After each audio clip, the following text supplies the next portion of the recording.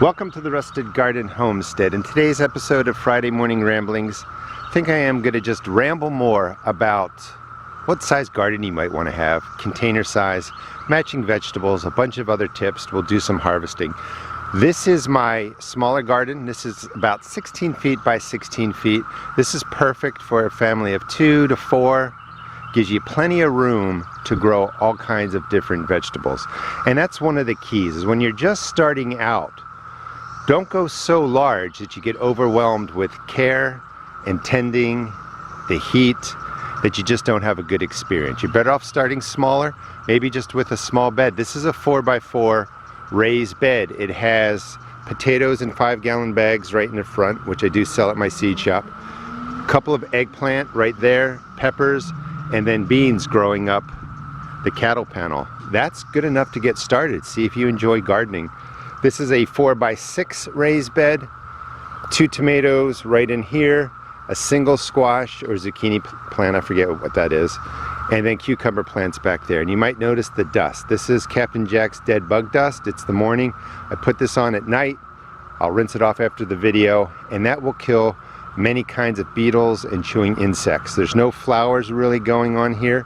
You just want to be careful when you put dust down, you don't get it to the flowers where the pollinators come. All dust, no matter what brand, what type, kills all insects, just FYI. But this is a nice size, 4x6, and then these are 10-gallon bags with potatoes in them too, and they're growing really well. As soon as they kind of die off, yellow, that's when you know you can harvest the potatoes. So I got time before I'll be harvesting the potatoes in there. This is an experiment with a specific soil product. I'll talk about that maybe in the future. Another 4x4, okra right there, cilantro, some cucumbers. That space is open, not sure what I would put in there. But you might think, hey, let me put in one little squash plant.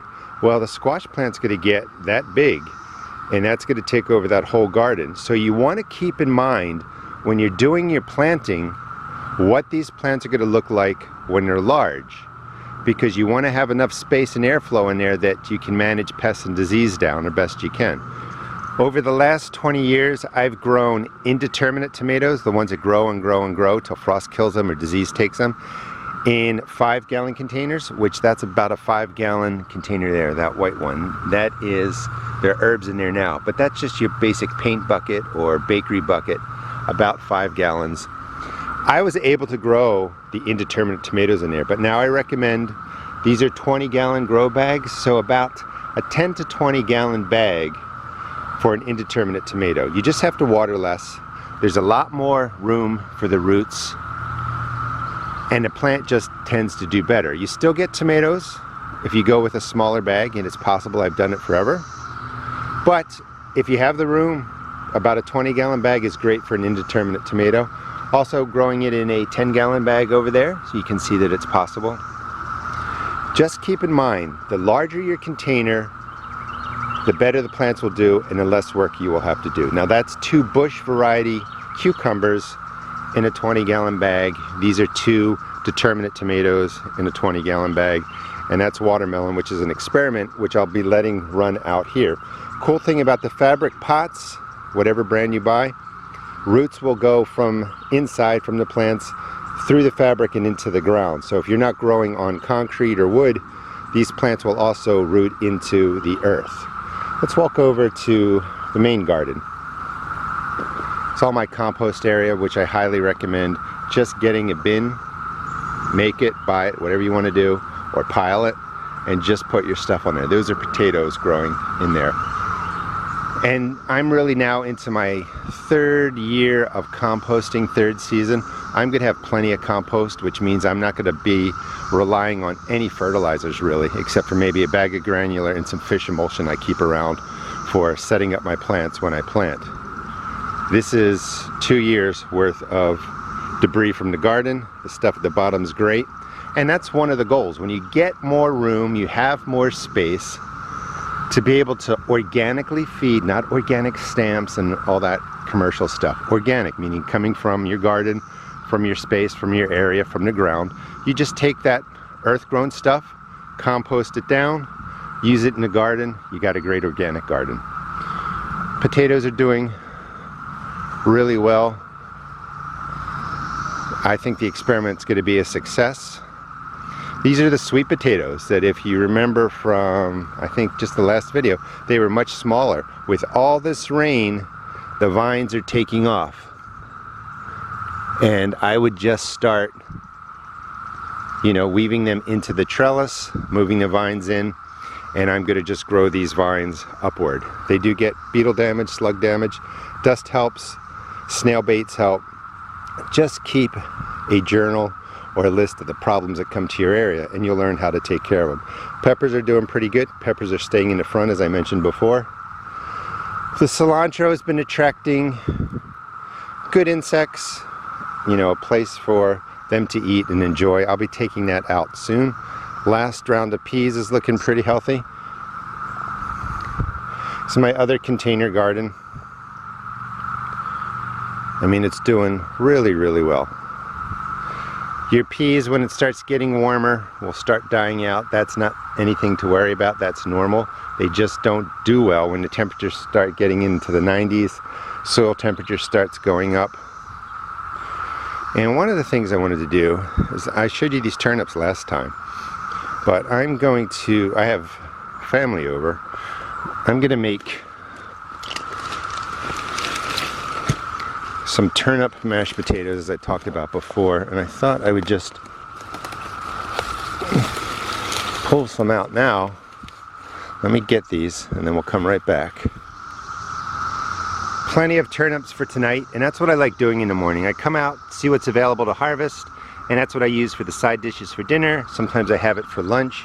This is the tomato plant that reseeded itself. I know that there were heirlooms in here, I just don't know what variety that is. But I'm going to be trellising it through this wire panel, wire mesh. It was used for concrete when you pour concrete. Got it at Home Depot by the rebar and concrete section, cement section. So I'm just going to weave this tomato through here. This was going to be for cucumbers, but I decided to let this guy live, and we're going to see what it looks like. But this is a whole different way that you can weave a tomato plant, and it'll look pretty cool. And then I can come in from each side, from behind here, and harvest and tend the plant. Coming out into the main area, it's about time for the rhubarb to come out. The color's changing. It's all ready to seed. I don't want to save the seeds. I have plenty. I do like dropping flowers. This is, I think, Cheyenne coneflower. It'll be all different kinds of flowers, but that's beautiful. And they bring in pollinators. The experiment is still going. Ruby red, I think that's ruby red lettuce. That has to come out. It should have came out last week. And I actually ate a bunch of it, but it's still going. It's starting to bitter, but I like this leaf because it's just beautiful to look at. But it's kind of firm, and I can just pick leaves now and still eat that today. What I wanted to show you, I'll be doing a 60 or a 2-minute gardening tip on this. If you want to manage the vine borer that comes and causes problems, one tip, this is winter squash. I believe this is acorn squash. So see how I have that coming straight out of the ground, and it goes right to the trellis and up. Same thing with the one over there. If the vine borer comes in, and what it does is it lays eggs somewhere on the leaves or the stem, they crawl into the main stem, and then they work their way down. They eat the plant from the inside out. Sever it right in here, the plant dies off. You can take your winter squash, most melons, most pumpkins, even your squash and zucchini if it trails.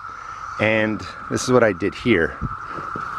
Instead of going straight up to the trellis, I'm running the vine along. There's two plants. One vine's being run along this way, the other vine's being run along that way, and then it's going up. Because it will sometimes send out different vines from the joints. Anyway, what happens is, and you can see right here at my finger, that's a root tip. So by running the vine along the bottom of your trellis first, you give the vine many places to root out, establish itself. So if the vine borer comes in, sometimes these different root systems, and collections of vines going up can bypass the damage from the vine borer. I hope that makes sense. You're just creating a bigger root base by doing it that way than going straight up the trellis like that one. Anyway, that should have been the 2-minute tip video. It's going to be exactly that, so don't watch it. Alright. I mean, I'm just happy. Things are growing really well. We're going to have kale tonight too. Probably pull off, there's that dang butterfly. Probably pull off, I don't know, 15 leaves. And the turnip greens too, the purple top turnips. You can eat those leaves, saute them, do as you wish. Beets in this area. This is my, I don't know, I mean, I've talked about it. But here's my other area for tomato plants too. I want to show you the apples again. You know, 3 tomato plants in this section, and then I have, I'm going to be getting rid of this Coreopsis, it's too big. 3 there, 3 there. So it's 9 plants just in this section. So if you have a small space, these beds are only like, I think they're maybe 2 by 6s, just lightly framed.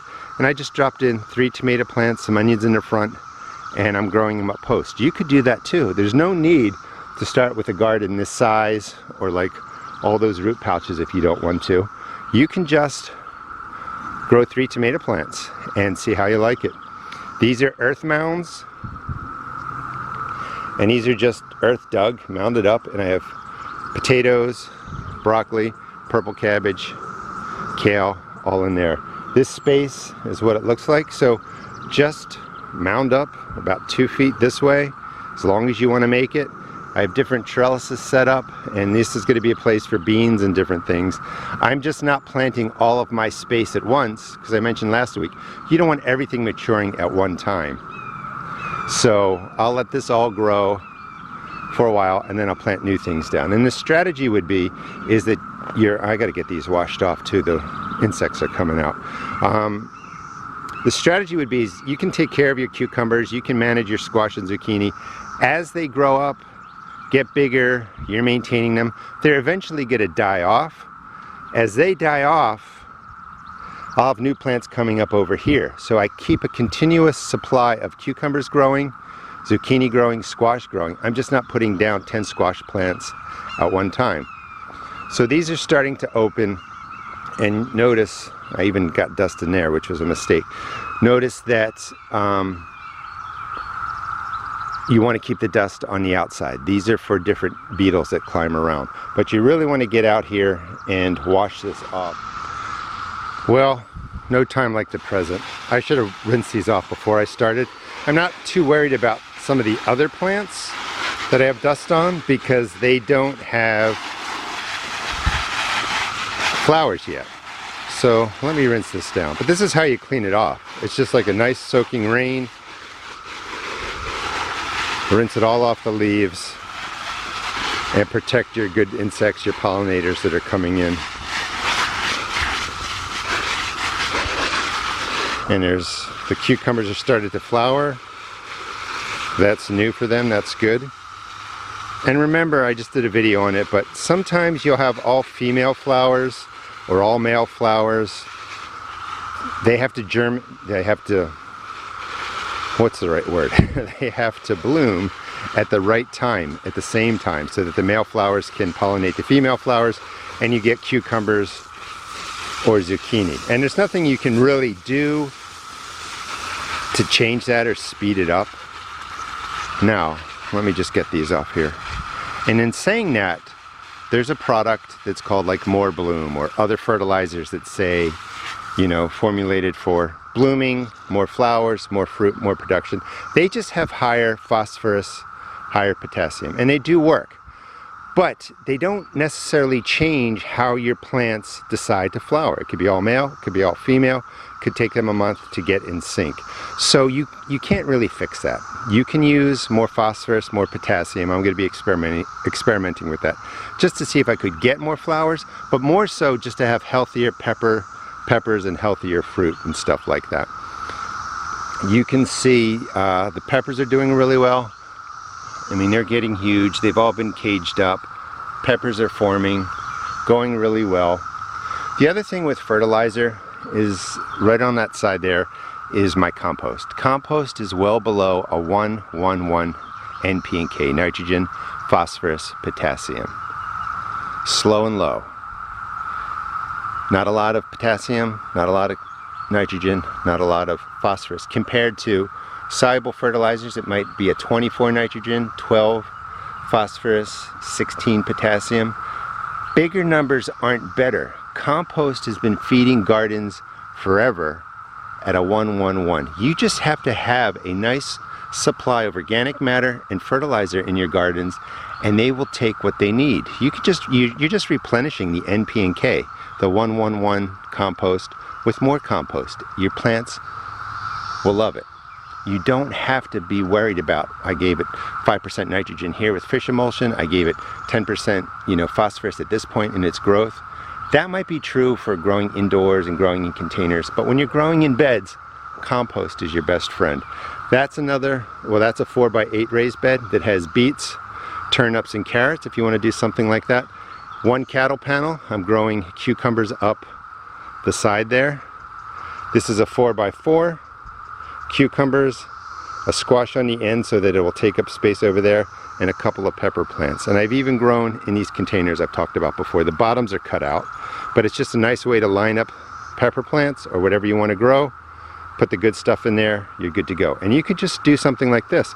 That's 6 containers. That's going to be a ton of peppers, and maybe if you're just starting, this is all you want to do. Easy to water, easy to manage, and you'll get a great harvest. Tomatillos taking off, they need to be washed off too.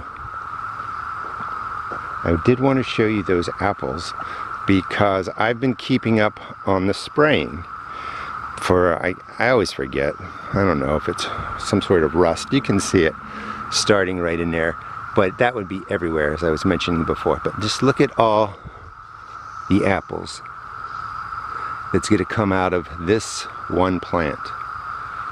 This is a 3-year-old plant, well rooted, well fed. It can handle all these apples.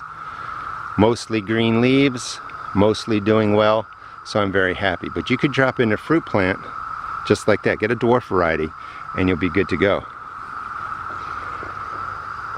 Spinning around here. Oh, about sprays. So if you watch me make a spray, I've been using them in my garden, let's just say 10 years. I understand them. I know when to spray, they work. You always want to test spray anything new you bring to your garden, even if you trust me, which I am thankful for, because you just don't know how the formula I use in my garden is going to react with your garden. And sometimes altitude, temperatures, other factors make the spray that I use damage the plants that you have. So test spray. The other thing is when it starts getting into the 90s, really upper 90s, hundreds, your leaves lose pressure to kind of deal with the heat. Most of them, they wilt. So if you hit that plant with an oil spray when it's wilting, it's more likely that oil spray that did no damage when it was 80 degrees out, it was cooler, is going to damage your plant. So you do want to pay attention to that too. The hotter it gets, more often your plants wilt to manage moisture loss. And then if you hit them with a spray, it can damage them. So you want to keep that in mind too. The tomatoes are doing really well. These are chest high over here. The corn is doing well. We actually got a ton of rain and some of it fell over, and I don't really know how to fix that. Like, they grow really massive roots from just a little bit above the soil and anchor themselves into the ground, but these aren't doing it. So I think I'm gonna have to put some string in there to keep them upright. But they look great. I think I talked about these before. This one's almost chest high. Of course, every video I got to show the locusts. They're friendly now. I'm like used to them and just throw them as they land on my face. Looking good. I'm not doing anything fancy. They got their side dressing. I'm going to do a short video on top dressing, which top dressing really is putting about 2 inches of compost through the whole top of the bed. Side dressing is putting compost or granular fertilizer to the sides of the individual plants. Just a little technical difference. This is 8 plants in here. If you're thinking about doing something like this, a 4x8 raised bed, 8 tomato plants. We're going to skip that side for today. Towers are doing well. Going to be doing the 4th tower series, I think, the vertical growing, for feeding them. But you can pick out any component that you see in my garden and try it out in your garden. You don't have to do all of it. Really start small. Maybe we'll end in this space. These are 2x6 raised beds, high sides at least 12 inches. And that's perfect. Leeks right there, watermelons, no flowers. Leave the dust on there a little bit longer. And with dusts and sprays, I'm hitting mine early before the pests fully show up. This way you kind of knock them back, they don't lay as many eggs. So I have potatoes in here, some more melons right down in there, and these are my dwarf tomatoes that I need to come and wash off now. They were getting hit by, you can see the examples. I think these are like ground cherries, wild ground cherries or something. Anyway, they're a catch plant for flea beetles. Flea beetles go to that first, but if they're there, that means they were on the bottom leaves of my tomato plant, so I just want to kill them out in this space. So I hope this gives you some inspiration to figure out what you might want to do in your garden. If your gardens are just taking off, maybe the tomatoes don't look like this yet in your garden. They will. Once the heat shows up, once you got the moisture going regularly, the feedings have been taken care of, your plants are just going to take off. Now, and it's going to happen fast. I think these have probably almost doubled in size since the video last Monday. I mean, look at the size of the squash and zucchini. These have truly doubled since last Monday. All right, if you have any questions, please leave a comment. I will answer them. Thanks so much for watching. Please check out my seed shop at therustedgarden.com, and don't get discouraged with your gardens. You're going to have something that grows. You're going to have success. Take notes, stick with it. Your garden will love you for it in the future, and you'll really, really enjoy it. Thanks for watching.